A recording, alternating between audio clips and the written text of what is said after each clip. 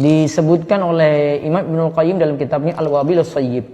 Zikir pagi petang itu punya manfaat: 1, mengusir setan; 2, mendatangkan ridho Ar-Rahman; 3, menghilangkan gelisah dan hati yang gundah gulana; yang keempat, manfaat zikir lagi adalah hati menjadi gembira dan lapang; yang kelima, menguatkan hati dan badan, jadi hatinya kuat, badannya kuat; yang keenam, menerangi hati dan wajah menjadi bersinar; terus yang ketujuh, mendatangkan rezeki; terus yang kedelapan, orang yang berzikir akan merasakan manisnya iman dan keceriaan. Kemudian yang kesembilan, mendatangkan cinta Ar-Rahman yang merupakan roh Islam. Lalu yang 10, mendekatkan diri pada Allah sehingga masukkannya pada golongan orang yang berbuat ihsan, yaitu beribadah kepada Allah seakan-akan melihatnya. Berarti dia termasuk orang muhsin. Terus yang ke-11, mendatangkan inabah, yaitu kembali pada Allah Azza wa Jalla. Yang ke-12, seorang akan semakin dekat pada Allah sesuai dengan kadar zikirnya pada Allah Azza wa Jalla. 13, semakin bertambah ma'rifah, mengenal Allah, semakin banyak zikir, semakin bertambah ma'rifah kita kepada Allah. Yang ke-14, mendatangkan rasa takut pada Rabb Azza wa Jalla dan semakin menundukkan diri padanya. Yang ke-15, meraih apa yang Allah sebut dalam ayat fadhkuruni adzkurkum, maka ingatlah aku akan mengingat kalian. Ke-16, hati akan semakin hidup. Yang ke-17, hati dan roh semakin kuat. 18, zikir itu menjadikan hati semakin kilap yang sebelumnya berkarat. Terus 19, menghapus dosa karena zikir adalah kebaikan terbesar dan kebaikan akan menghapuskan kejelekan. Berarti dengan zikir itu akan menghapuskan dosa-dosa. Ke-20, menghilangkan kerisauan. Kerisauan ini dapat dihilangkan dengan zikir pada Allah. Kita mungkin punya kekhawatiran, risau, gelisah.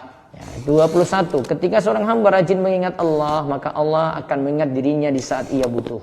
Ke-22, jika seorang mengenal Allah dalam keadaan lapang, Allah akan mengenalnya dalam keadaan sempit.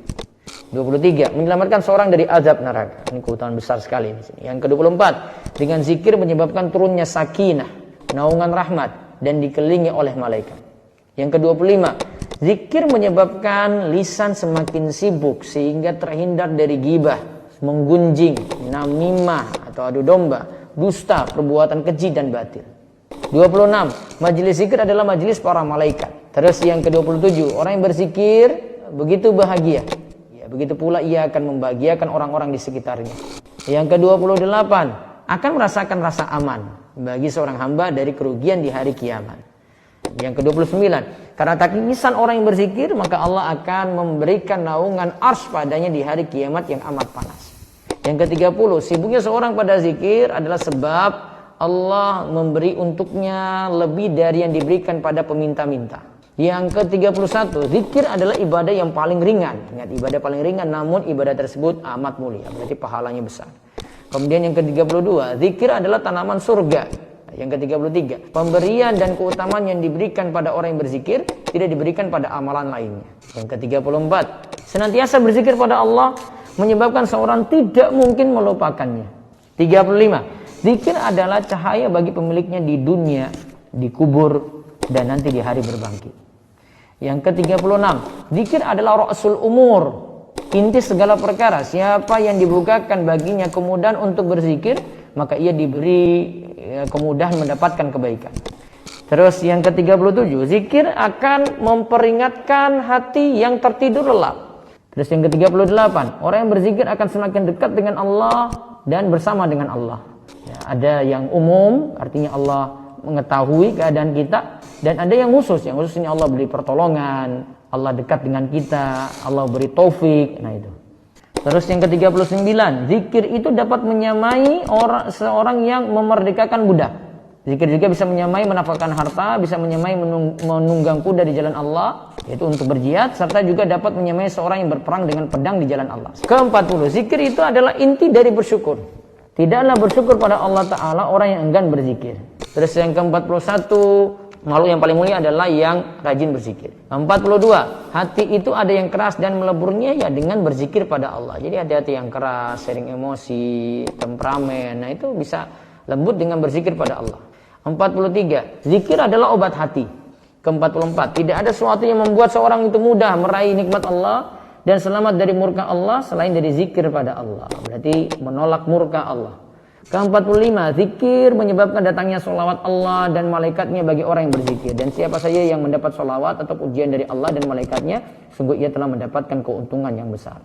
Terus yang ke-46, zikir kepada Allah adalah pertolongan besar agar seorang itu mudah melakukan ketaatan. Ke-47, zikir pada Allah akan menjadikan kesulitan itu menjadi mudah. Jadi suatu beban berat itu akan jadi ringan dengan zikir. 48, zikir pada Allah akan menghilangkan rasa takut yang ada pada jiwa dan ketenangan akan selalu diraih.